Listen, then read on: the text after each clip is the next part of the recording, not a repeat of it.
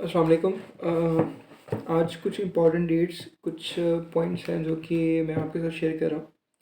ये बुक के अंदर वैसे तो गिवन है, लेकिन मैं आपके साथ इन फॉर्म ऑफ वीडियो भी ये शेयर कर रहा हूँ, क्योंकि कुछ डेट्स हैं जो कि जितने भी आप फोरेंसिक फार्मेसी पढ़ेंगे, इसमें चाहे ड्रग एक्ट है, चाहे ड्रग रूल्स हैं, फार्मेसी एक्ट है, या डिफरेंट एक्ट्स रूल्स हैं, इसके अंदर डिफरेंट डेट्स गिवन होंगी जिनका रेफरेंस दिया होगा, या कोई एक्ट के हवाले से कि वो एक्ट कब का है या रूल्स हैं वो कब के हैं, तो गिवन होगा। तो आपने उनकी भी तैयारी करनी है। ये नहीं देखना कि आपने सिर्फ सिलेबस जो है फोरेंसिक का, वो सिर्फ जो गिवन है एचएससी का उसको तैयार करना है, बल्कि उसके अंदर जो चीज़ें गिवन है, जो सिलेबस का बेशक हिस्सा नहीं है, लेकिन वो किसी ऐसे एक्ट के अंदर गिवन है जो सिलेबस का हिस्सा है। तो ये आपने इन चीज़ों को इग्नोर नहीं करना। वैसे मैंने बुक के अंदर इम्पॉर्टेंट डेट्स के नाम से ये लिखा हुआ है, तो मैं आपके साथ शेयर कर देता हूँ, और ये आपने याद रखनी है। ठीक है। सबसे पहले आपको पता है कि बेसिक क्या है, कि हमारा ड्रग एक्ट है। ड्रग एक्ट का क्या ईयर है, कि कब आया था? 1976 में ड्रग एक्ट आया। उसके बाद है फार्मेसी एक्ट। फार्मेसी एक्ट आया 1967 के अंदर, और बाद में ये अमेंड हुआ था 1973 के अंदर। उसके बाद है डेंजरस ड्रग्स, जो रूल्स हैं हमारे, ठीक है, इसमें इंपोर्ट एक्सपोर्ट एंड ट्रांसशिपमेंट के रूल्स वगैरह हैं, तो ये 1967 के अंदर आया, जो डेंजरस ड्रग रूल्स हैं। उसके बाद एक एक्ट है जिसको हम कहते हैं पॉइजन एक्ट। पॉइजन एक्ट का ईयर है 1919 पॉइजन एक्ट 1919। उसके बाद आ जाता है हमारे पास control of narcotic substances act. Important है control of narcotic substances act, इसका भी ये याद रखना है आपने, 1997। इसका भी रेफरेंस कुछ जगहों पे आपको मिलेगा, 1997 है। उसके बाद है द फैक्ट्रीज एक्ट 1934। ये जो फैक्ट्रीज एक्ट 1934 है, ये भी इट्सल्फ काफ़ी इंपॉर्टेंट है। जो पिछला पीपीएस हुआ था, इसमें 2 से 4 ऐसे क्वेश्चन थे जो कि फैक्ट्री एक्ट में से थे। तो ये जो फैक्ट्री एक्ट है, ये इंपॉर्टेंट है, और इसके अंदर से ऑब्जेक्टिव काफ़ी बन सकता है।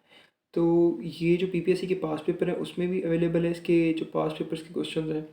और इट्स सब जब आप फैक्ट्रीज एक्ट पढ़ेंगे या फिर बुक में से इसके एमसीक्यूज वगैरह पढ़ेंगे, तो काफ़ी हद तक आपकी जो एमसीक्यू बेस्ड प्रिपरेशन है वो हो जाएगी। तो ये फैक्ट्रीज एक्ट जो है 1934 के अंदर दिया गया। The shop and establishments ordinance, the shop and establishments ordinance जो है 1969 के अंदर दिया गया। तो Punjab drug rules, Punjab drug rules जो हैं ये हमारे पास 2007 के हैं।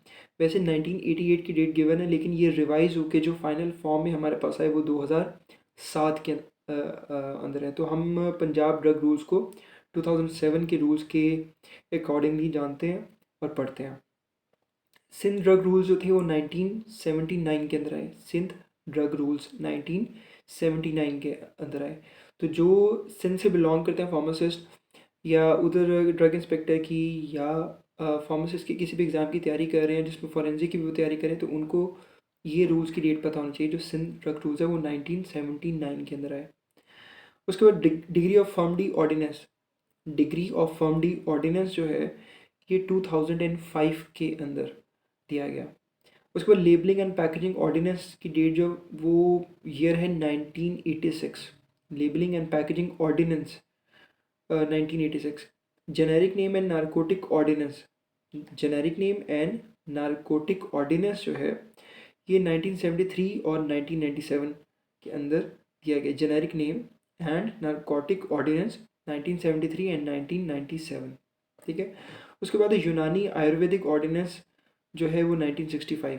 ठीक है, यूनानी आयुर्वेदिक ऑर्डिनेंस 1965। 1965 वॉर के थ्रू भी आप इसको थोड़ा सा याद रख सकते हैं। Unani Ayurvedic ordinance 1965। Pharmacy council of Pakistan degree course rules जो थे वो 2004 के अंदर, 2004 के अंदर pharmacy council of Pakistan degree course rules जो थे। उसके बाद हमारे पास है drug research rules. Drugs research rules जो है हमारे पास वो 1978, 1978 यानी 1978 के अंदर दिए गए।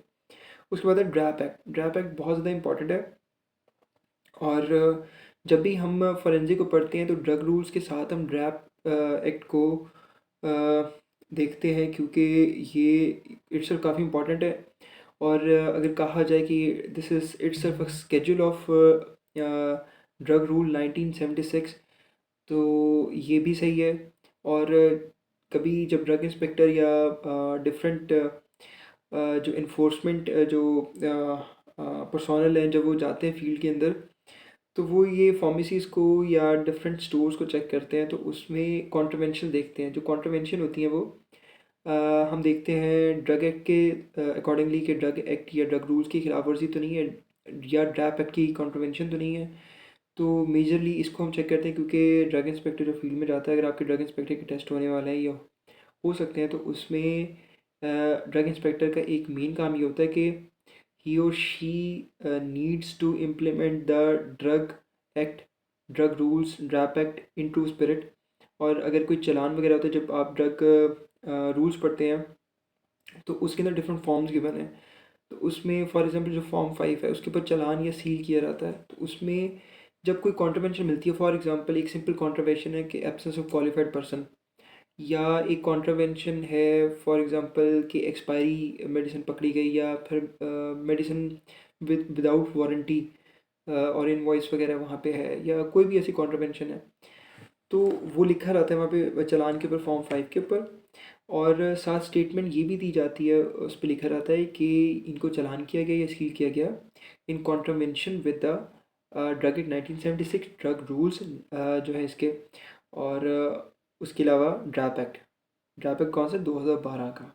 ठीक है, तो ये आपको थोड़ा सा बैकग्राउंड इसलिए किया है क्योंकि ड्रैप एक्ट इसमें काफ़ी इंपॉर्टेंट है। इसके अंदर बुक के अंदर इसकी भी एमसीक्यूज वगैरह सब कुछ गिवन है, तो आप देख सकते हैं। इसके बाद मेडिकल डिवाइसेस रूल्स।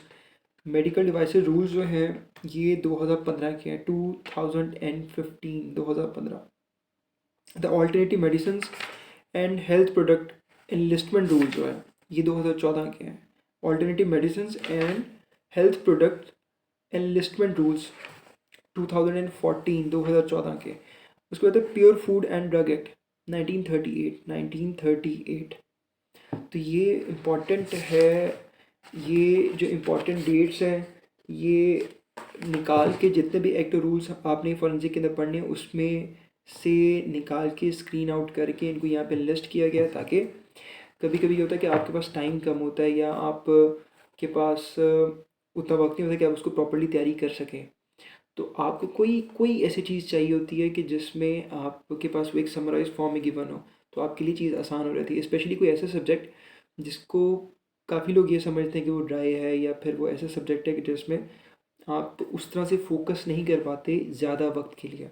कुछ लोग ऐसे देखे मैंने कि जिनका फॉरेंसिक फार्मेसी में इंटरेस्ट है। जैसे फॉर एग्जांपल अगर मैं अपनी बात करूं, तो जब मैं फॉरेंसिक को पढ़ता था तो मेरा उसमें इंटरेस्ट था। और जो एक्ट और रूल्स होते हैं इनकी एक अपनी लैंग्वेज होती है, इनकी अपनी अंडरस्टैंडिंग होती है। और ये ज़रूरी नहीं होता कि आपने उसको रट्टा मारना है जब आपने किसी स्क्रीनिंग टेस्ट की तैयारी करनी है। क्यों? क्योंकि रट्टा आप तब मारते हैं जब आपने अगर कोई थियोरेटिकल एग्ज़ाम देना है, अगर आपने कोई एमसीक्यू बेस्ड एग्ज़ाम देना है, तो आपने थ्योरी को पढ़ना है, लॉ को, रूल्स को, एक्ट को पढ़ना है अच्छे से। उसके बाद उसका कॉन्सेप्ट लेना है। फॉर एग्जांपल अगर एक चीज़ प्रोहिबिटेड है, तो उसकी प्रोहिबिशन को आपने देखना कि ये चीज़ प्रोहिबिटेड है। अगर उस प्रोहिबिशन के ऊपर फिर भी वो काम करे तो उसको कोई पेनल्टी लग रही है, तो पेनल्टी कितने साल की, कितना जुर्माना है। अगर वो ये कर रहा है तो उसको कितनी पेनल्टी, कितना जुर्माना है। तो ये सिर्फ अंडरस्टैंडिंग है, एक कॉन्सेप्ट है कि आपने ये याद रखना है। तो आपने ये ज़रूरी नहीं है कि आपने लॉ की लैंग्वेज जो है उसको सिर्फ रट्टे के थ्रू ही याद रखना है, आपने उसका कॉन्सेप्ट भी लेना है। और जो एमसीक्यू बेस्ड पेपर है उसमें आपने वो कॉन्सेप्ट बेस्ड जो है वो चीज़ लिखनी है। ठीक है, और अमेंडमेंट्स वगैरह भी जो है वो वाले आपने देखनी है। तो ये मैंने इंपॉर्टेंट डेट्स आपके साथ कर दी हैं। अगली वीडियो के अंदर मैं और चीज़ें इसमें अपलोड करूँगा जो आपके साथ शेयर कर दूँगा। और अगर आपको कोई ऐसा फोरेंसिक का एस्पेक्ट है या कोई ऐसा टॉपिक है जो आपको नहीं समझ आ रहा, तो आप कमेंट कर दें यूट्यूब वीडियो के नीचे, ताकि फिर उसके ऊपर वीडियो बना के आपको उसके बारे में गाइड कर दिया जाए। Thank you.